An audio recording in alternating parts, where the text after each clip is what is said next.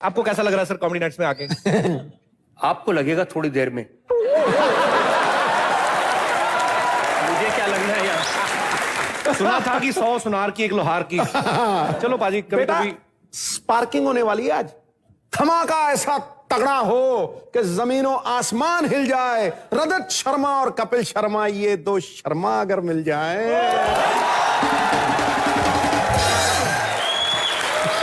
पर मुझे एक बात बड़ी अच्छी लगी कि रजत सर ने आज जैसे लोगों को बता ही दिया कि आज यहां पे वो होने वाला है जो आज से पहले कभी नहीं हुआ। बिकॉज जिन बड़ी बड़ी शख्सियतों को जो शख्स हमेशा कटघरे में खड़े करते आए हैं, आज खुद वो हमारे कटघरे में खड़े हैं।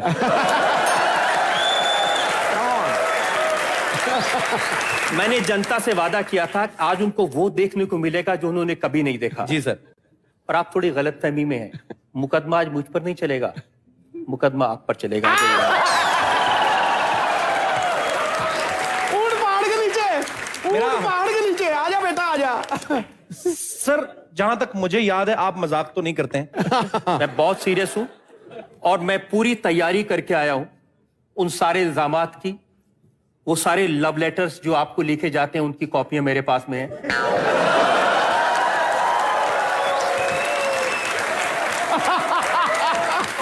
बेटा मतलब सर डिटेल में बताएं कि क्या होने क्या वाला सर? होने ये वाला है कि आप आज कटघरे में बैठेंगे और मैं आपके फैमिली मेंबर्स की तरफ से, इस जनता की तरफ से और जो देखते हैं शो उनकी तरफ से आप पर इल्जाम लगाऊंगा। ठुक गए गुरु। ये तो सर आज आपने मतलब कॉमेडी नाइट्स विद कपिल को कॉमेडी नाइट्स विद आपकी अदालत बना दिया सर। तो मुकदमा शुरू करें, जब बनी गए आपकी अदालत तो। सर जब आपने सोच ही लिया तो मुझे पता आप करके ही रहेंगे। आइए।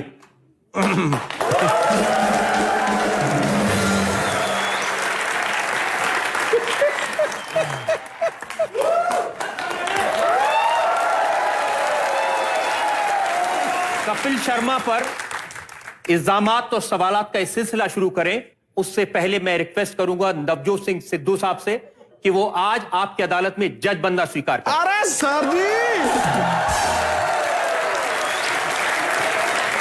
मैं तो बड़ी देर से इंतजार कर रहा था इसका फैसला करने के लिए। आजा बच्चू। इतने एपिसोड से आप मेरे साथ थे, आज रजत जी आए तो उनकी तरफ हो गए। वाह पाजी क्या बात है। आज पहले जज होंगे जो शायरी में फैसला सुनाएंगे भाई, तमाम सबूतों और गवाहों को मद्देनजर रखते हुए, पलक का डांस और दादी का चखना चखते हुए कपिल शर्मा को डाल दो जेल में, ये दोषी है। अदालत ये फैसला देती है दिल पे पत्थर रखते हुए। ठोको ताली। कपिल मुझे इधर उधर की बातें करके भटकाने की कोशिश ना करें। मैं जिस काम के लिए आया वो पूरा करना चाहता हूं। हाँ, तशरीफ का टोकरा रखिए। आज बेटा नोटी बॉय नहीं है, नोना बच्चा बना हुआ है तू। कपिल पहला इल्जाम, जी सर। जो पूरे हिंदुस्तान की जो पति है वो आपसे परेशान है। ऐसे क्यों सर? हर पत्नी चाहती है उसका जो पति है वो कपिल जैसा मजाकिया हो, फनी हो, विटी हो। तो ये जो हिंदुस्तान की आप पत्नियां की बात कर रहे हैं, हिंदुस्तान कहीं आपने अपना नाम तो नहीं रखा हुआ घर पे?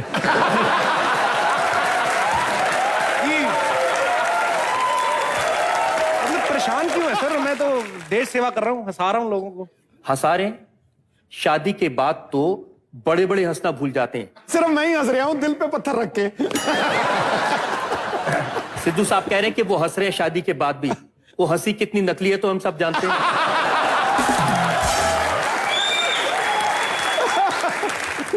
तो कपिल ये कुछ लेटर्स हैं मेरे पास में जी, जो पत्नियों ने भेजे हैं।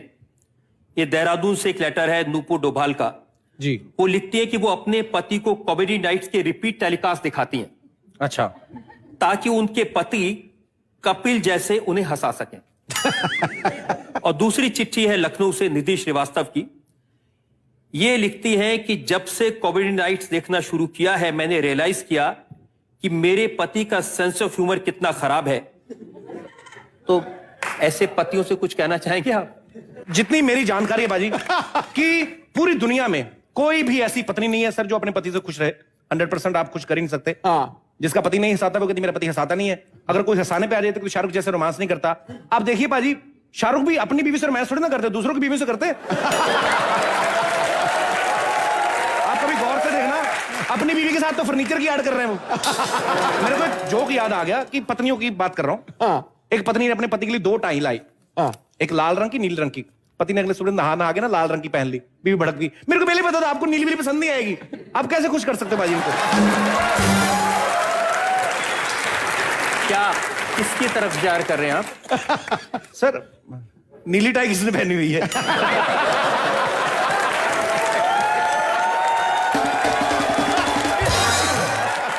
अच्छा वैसे रजत जी, मैडम भी तो आपसे सवाल पूछती होंगी घर पे।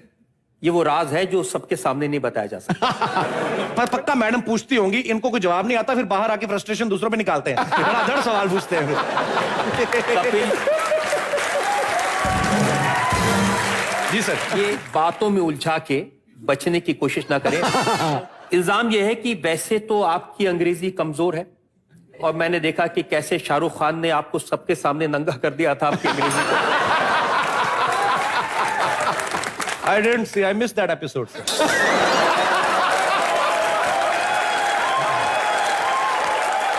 लेकिन जब आपके शो में लड़कियां आती हैं, खूबसूरत लड़कियां आती हैं, जी सर, तब ये आई लव यू कैसे बोल देते हैं? तब अंग्रेजी कहां से आ जाती है?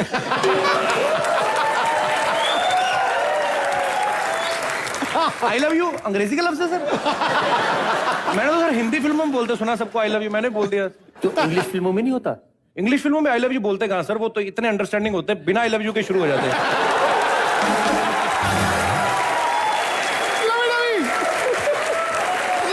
आपने कभी देखा होगा ना, अच्छा फाइटिंग सीन चल रहा है, अंजनीला जो टाइप पिस्तौल निकाली हुई, अटैक कर, I will kill you. Suddenly पता नहीं दिमाग में क्या आता है, पिस्टल पीछे चला जाता है, अपना जो भी उन्होंने। और अंग्रेज लोगों का माइंड इतनी जल्दी चेंज होता है ना, आपको छींक आ जाए उतनी देर में आप सीन मिस कर देते हैं।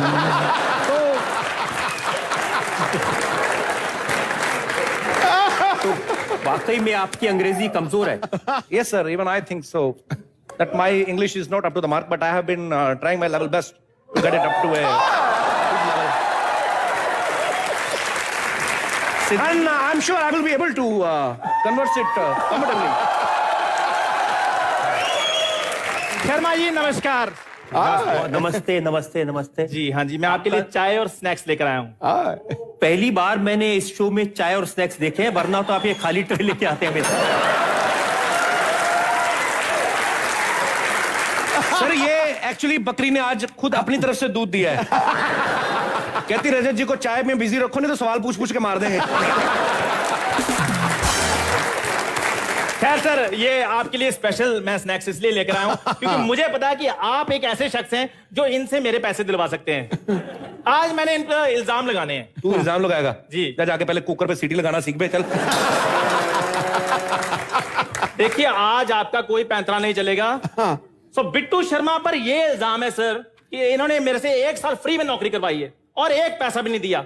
मुझे तो ये पता चला कि ये पहले ऐसे नौकर हैं दुनिया में जिनसे आप पैसे लेते हैं।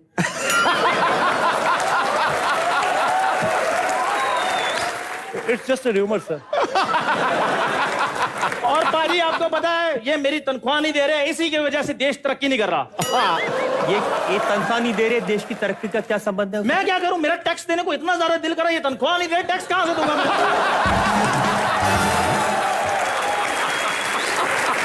तेरे जैसे लोगों से सरकार टैक्स नहीं लेती, तू अपना मुंह दिखा, उल्टा तेरे को सिलाई मशीन देंगे वो। और 10 किलो आटा अलग से। जहां तक मैं समझता हूं कि इनकी हालत ऐसी नहीं है कि आपकी तनख्वाह दे सके। अच्छा, या ही अंडरस्टैंड मी वेरी वेल। तो एक तरीका, अगर सिद्धू साहब आप जज हैं, आप अगर इजाजत दें तो ये एक तरीका निकाल सकते हैं कि हफ्ते भर तक ये मालिक बन जाए, ये नौकर बन जाए, ताकि हिसाब बराबर हो जाए। बिल्कुल ऐसा ही हो, तामील हो। तो मैं नौकर हूं आज से। हाँ, आप नौकर हैं और ये मालिक है। जी मालिक, कोई हुक्म? एक मिनट, तुम्हें नहीं पता मालिक के साथ कैसे बात करते? बदतमीज नौकर, कौन लेकर आया इसको? जैसे को तैसा। नौकर पजामे में पॉकेट है तो है नहीं, हाथ कहां पे रख रहा है?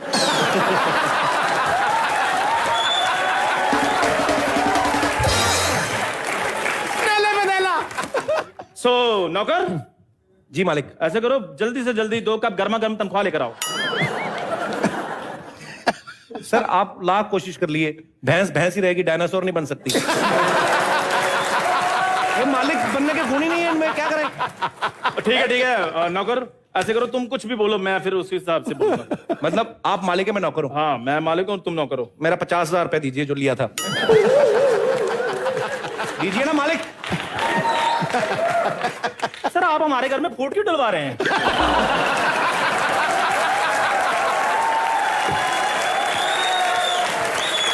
फाड़ कर दिया। हमारा इतना प्यार है, ये मेरे भाइयों जैसे हैं, ये देखो। आ गया लाइन पे। आगे से शिकायत लगाएगा मेरे किसी को? नहीं लगाऊंगा, पर ये ना बताना कि पजामे में पॉकेट नहीं, मैंने हाथ कहाँ रखे हैं। दफा हो जा अंदर जाके। बेइज्जती कम्प्लीमेंट्री है। सर मैंने पहले कहा था झूठे इल्जाम लगाते हैं ये लोग। एक इल्जाम से तो मैं बच गया। अब अगले इल्जाम पर आ जाएं।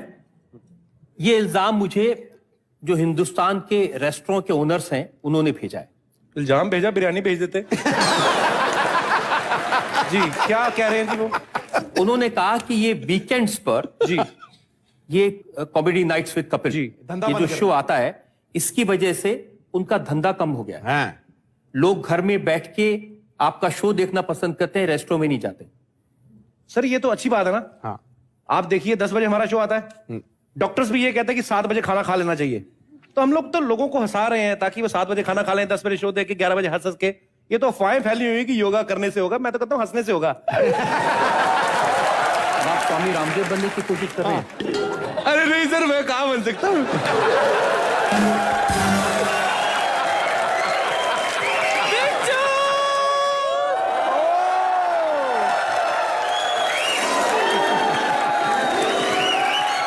टल्ली है टल्ली। अरे वाह बिच्छू, नया सोफा सेट।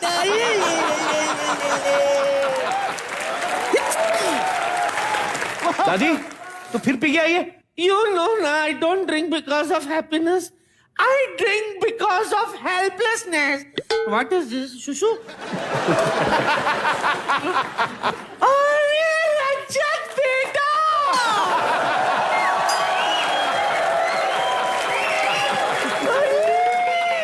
उसका भी टाइम आएगा। रूम का प्लीज कमेंट हो रहा है।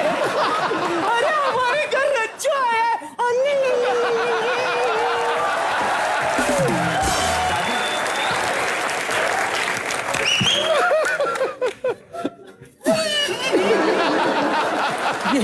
ये रो क्यों रही हैं आप?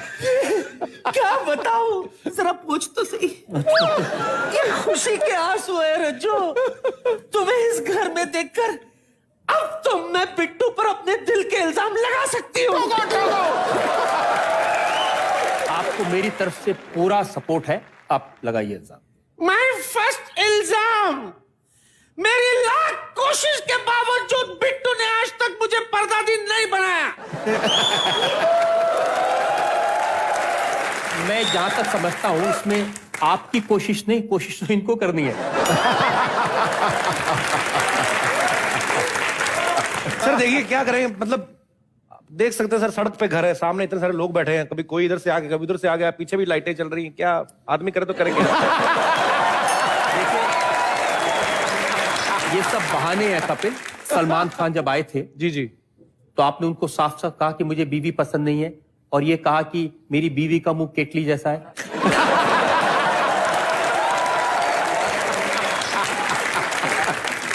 ये कौन सा तरीका हुआ रोमांस करने का कपिल? सर एक्चुअली बात यह है कि रोमांस करना आता ही नहीं सर।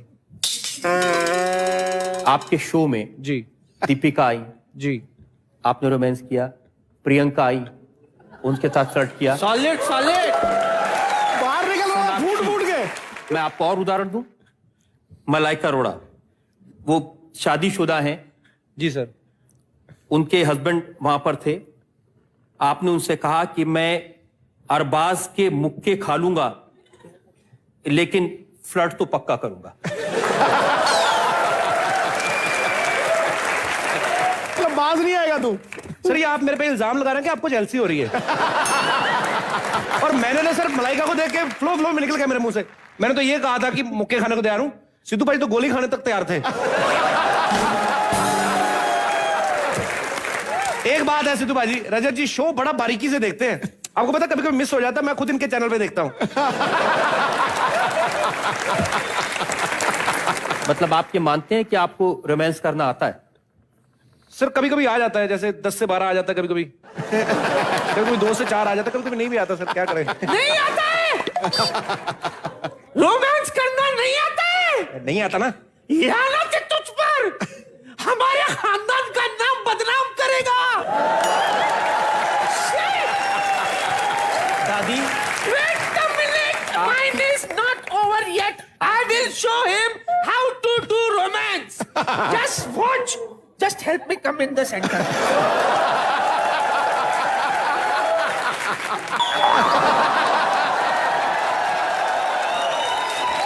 ऐसा होता है रोमांस। सर सही टाइम पर रोक दिया, ये शगुन की पप्पी भी देती है। अब दादी आपने बहुत गड़बड़ कर ली। अब जरा आप यहाँ आ जाइए। कपिल आप आ जाइए। आइए आइए। अरे मेरे पे भी इल्जाम है। रियली?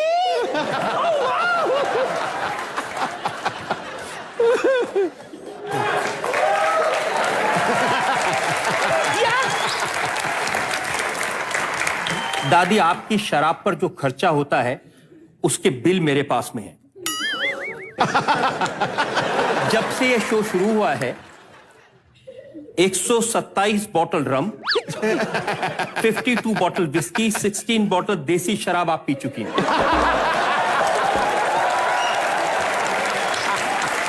वैसे अगर आपके पास इतना हिसाब है तो आप बिल क्यों नहीं चुका देते?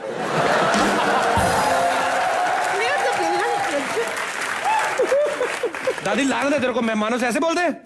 ये तो सर इससे तो बकरी भी परेशान है, पता है। कहती दूध भले ही आधा लीटर कम दे दे लेकिन 30 ml रम दे दे, ऐसे बोलती है। और दादी एक इल्जाम ये भी है कि जब यहां सेलिब्रिटीज आती हैं या जिनकी इज्जत करनी चाहिए, आप उनके साथ बेहूदगी करती हैं, जैसे अभी अभी आप कर रही थी। अगर हिसाब लगाऊं 60 एपिसोड में 54 बार आपने यहां आने वाले मेल सेलिब्रिटीज को किस करने की कोशिश की है। एक्चुअली क्या है ना, पे लगाती है। Kissing comes naturally to me. और कुछ नहीं है, वो शगुन की पप्पी है। ये शगुन की पप्पी सिर्फ लड़कों के लिए है, लड़कियों के लिए नहीं है। उनको करेंगे तो अपशगुन हो जाएगा। दादी एक इल्जाम और है। रियली? Go ahead. लोग कहते हैं कि जब भी कोई यहां लोग आते हैं आप उनसे कहती हैं इमारत भले ही कमजोर हो, बुनियाद अभी भी बुलंद है। तो अब जरा आज ये जनता जो बैठी है इसको बता दीजिए इसका मतलब क्या है, ये कौन सी बुनियाद है, कौन सी इमारत है। प्रमाण दो, प्रमाण। आज मैं बता ही देती हूँ कि इसका मतलब क्या है। हाँ हाँ, खुले में आओ, खुल के आओ।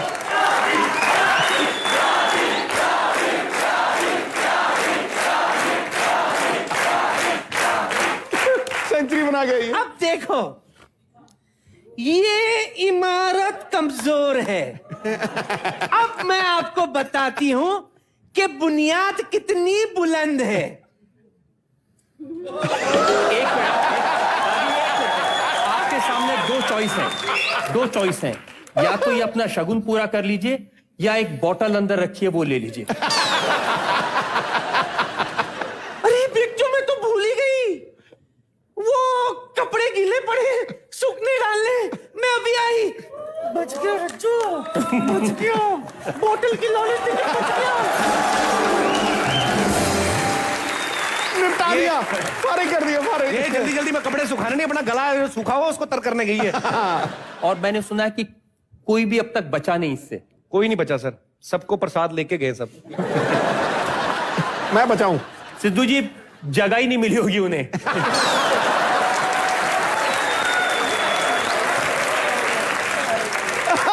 कपिल अब कोई नहीं है, अकेले में आपसे एक दो बात बताना जी सर। एक तो आपको बहुत बधाई मैं देना चाहता हूं कि आपका ये जो शो है जी सर, ये सुपर हिट है, पूरी दुनिया इसको देखती है। Thank you sir. और बड़े बड़े सेलिब्रिटीज सलमान खान, प्रियंका चोपड़ा, विद्या बालन, जी सर। ये सब लोग आपके इस शो में आए हैं। कभी आपको लगता था कि मैं आपके शो में आऊंगा आपसे सवाल पूछूंगा?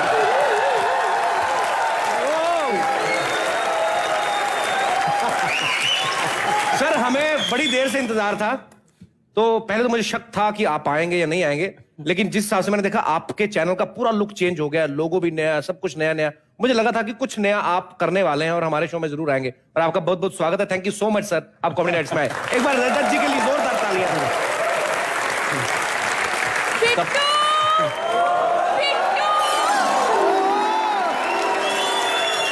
मैंने सुना रजत शर्मा जी आए हैं।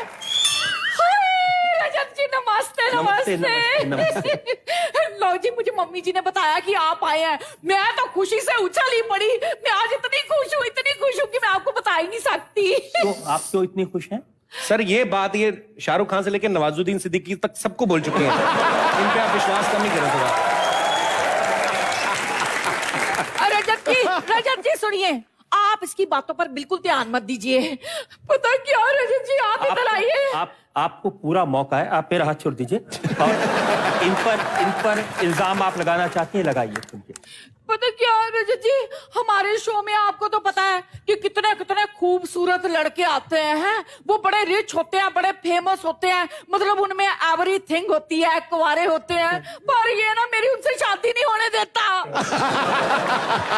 कसम खाना। कपिल, अब इसका तो आपको जवाब देना पड़ेगा। बहुत सारे लोग आए, कुंवारे भी आए उनमें। सर लेकिन वो लोग इनसे शादी क्यों करेंगे? आप खुद सोचिए, जिनको फरारी में घूमने की आदत हो, पुराने ऑटो में क्यों बैठेगा वो?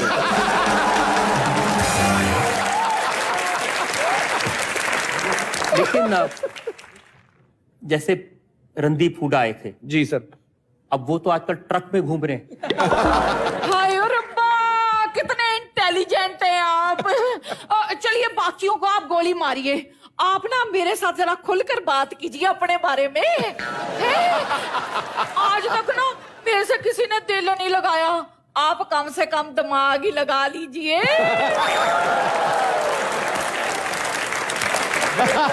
मेरे पास पूरा हिसाब है इस शो में। हाँ जी। इस जनता के सामने आपको बताना चाहता हूं, 222 बार आप ये कह चुकी हैं कि मैं 22 साल की हूं। चलेगा। देखिए, जब भी मैं किसी से सवाल पूछने जाता हूं, मुकदमा चलाने जाता हूं, तो पूरे कागजात लेके जाता हूं। और ये मेरे पास में आपका बर्थ सर्टिफिकेट है। आप कहें तो ये मैं पूरी कौन है ये आदमी? ये वही है जिन्हें तू कह रही थी अभी बड़े इंटेलिजेंट, अभी थोड़ी सी इंटेलिजेंस दिखाई तो तेरे को हो गया ये है। मेरे को तो पहले से पता था सर, सर्टिफिकेट देखने से पहले ही, कि ये और अन्ना हजारे साहब एक ही क्लास में पढ़ते थे।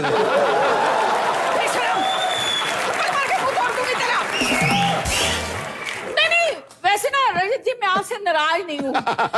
मैं चाहती हूँ कि हम दोनों मिलकर ना एक ब्रेकिंग न्यूज बनाएं। आप ऐसा कीजिए, मुझसे शादी कर लीजिए। Are you ready, guys? No?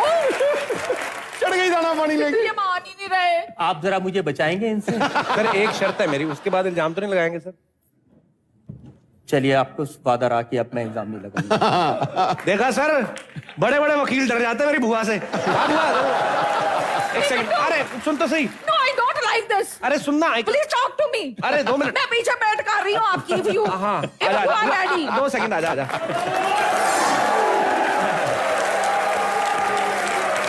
एक बार रजत सर के लिए जोरदार तालियां। सर कुछ सवाल मैं भी आपसे करना चाहता हूं, और मेरा सवाल भी आम जनता की तरह है, बिकॉज आजकल पाजी इलेक्शन का दौर चल रहा है। हाँ। सबके मन में एक ही चीज है कि वोट किसको दिया जाए, सरकार किसकी बनेगी। तो मेरे ख्याल से इस सवाल का बेहतर जवाब रजत सर से बेहतर कोई नहीं दे सकता है। तो आपका क्या कहना है सर?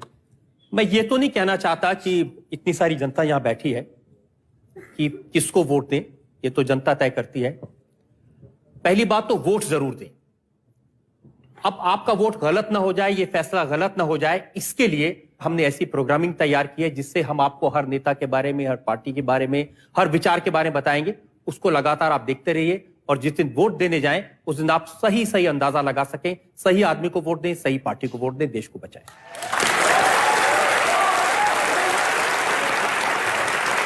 सिद्धू बाजी, और मेरे मन में एक सवाल है कि हमारे देश में जितनी भी तमाम पॉलिटिकल पार्टीज हैं, तकरीबन सबके सब एक काउंसलर से लेके पीएम लेवल के जो उम्मीदवार हैं, सब रजत सर के दोस्त हैं। सर, कभी ऐसा नहीं हुआ किसी मंत्री ने आपको कहा हो कि देखो रजत, मेरे बारे में थोड़ा पॉजिटिव दिखाना चैनल पे? ऐसा कभी होता है सर? ऐसे ही आज तक तो किसी की हिम्मत हुई नहीं।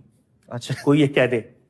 लेकिन लोग ये पूछते हैं कि जब आप इतने सवाल पूछते हैं कि क्या ये लोग सुधर रहे हैं, किसी में कोई इंप्रूवमेंट आ रहा है, और मेरा एक ही कहना है, इन लोगों का एक ही नारा है, एक ही स्लोगन है, हम नहीं सुधरेंगे।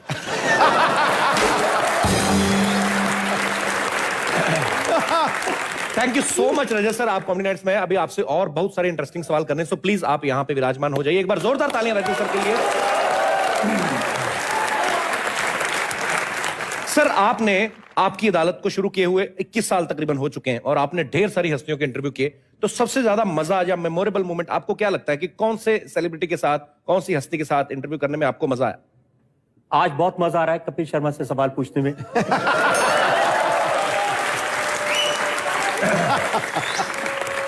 क्या करें सर, करिश्मा ही ऐसा है। मैं जरा लोगों को बताना चाहता हूं जी। पहली बार जब कपिल मुझे मिले तो एयरक्राफ्ट में थे, ये मेरे साथ वाली सीट पर बैठे थे। इन्होंने थोड़ा सा मुझे देखा और जेब से रुमाल निकाला, मुंह पे ऐसे रख लिया और आंख बंद करके सो गए। थोड़ी देर में जब एयर होस्टेस आई, उसने इन्हें खाना देने के लिए उठाया, तो ये दूसरे से मुंह करके खाना खा रहे थे। तो मैंने इनको पूछा, मैंने कहा आप ही वो कपिल हैं जो बहुत अच्छी कॉमेडी करते हैं?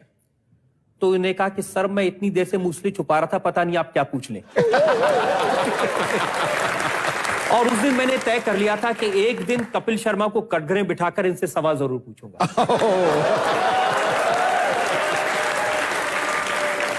सर, आप लोगों का इंटरव्यू करते हैं, उनके बारे में पता करके लोगों को बताते हैं। हालांकि कई बार ऐसा भी हुआ है कि जिसका इंटरव्यू करते हैं उसको अपने बारे में इतनी नॉलेज नहीं होती है, इनको ज्यादा होती है।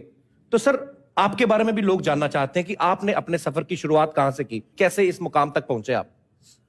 कॉमेडी शो है, लेकिन मेरी जो कहानी है वो उतनी सेक्सी, उतनी कॉमेडी वाली नहीं है, दुख भरी है थोड़ी सी। कोई बात नहीं, कॉमेडी शो है, लेकिन एक मैसेज जरूर होना चाहिए लोगों का। कपिल, बचपन मुझे याद है, एक 10 बाई 10 का कमरा था, एक बीमार पिताजी, बीमार मदर और बीमार बहन, 3 लोग और 7 भाई। 10 लोग उस 10 बाई 10 के कमरे में रहते थे।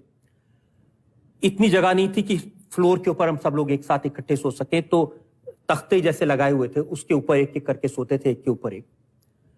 नहाने के लिए गली के नुक्कड़ पे एक नल था, वहां जाते थे, वहां से हम नहाते और 2 बाल्टी पानी एक बहन के लिए, एक माँ के लिए ले आते थे।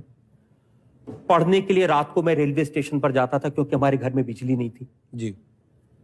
खाने के लिए कभी मिलता था, कभी नहीं मिलता था। कई कई दिन मुझे ध्यान है, अमेरिका से पाउडर के दूध आता था गरीब लोगों के लिए, तो लाइन में लग के वो दूध के डिब्बे ले आते थे और वो दूध से कई कई दिन काम चलता था। कोई यूनिफॉर्म डोनेट कर देता था, कोई किताब डोनेट करता था। एक साधारण कॉरपोरेशन का स्कूल था, उसमें पढ़ते थे। अब माँ के इलाज के लिए पैसे नहीं थे,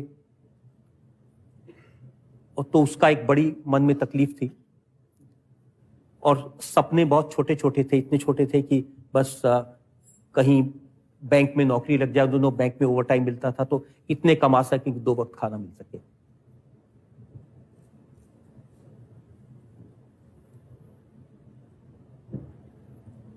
अभी भी वो दिन याद आते हैं तो तकलीफ होती है।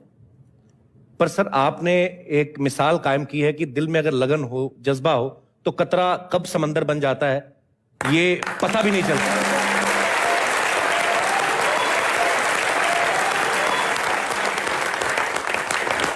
एक बार जोरदार तालियां रजत सर के लिए।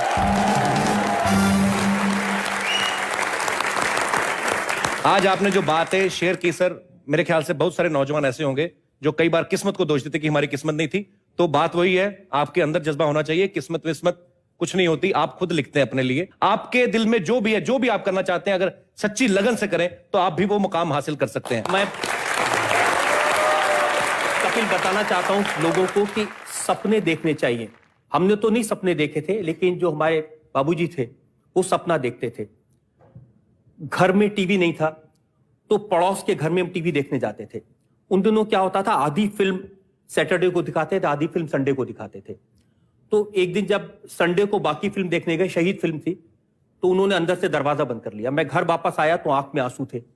तो बाबूजी ने पूछा कि क्या हुआ, तो मैंने कहा हम फिल्म देखने गए थे, उन्होंने दरवाजा बंद कर लिया, मैं आधी फिल्म देख नहीं पाया। तो उन्होंने कहा कि किसी दूसरे के घर में किसी तीसरे को टीवी पर देखने जाते हो, कुछ ऐसा करो कि तुम टीवी पर आओ और लोग तुम्हें देखें। वाह।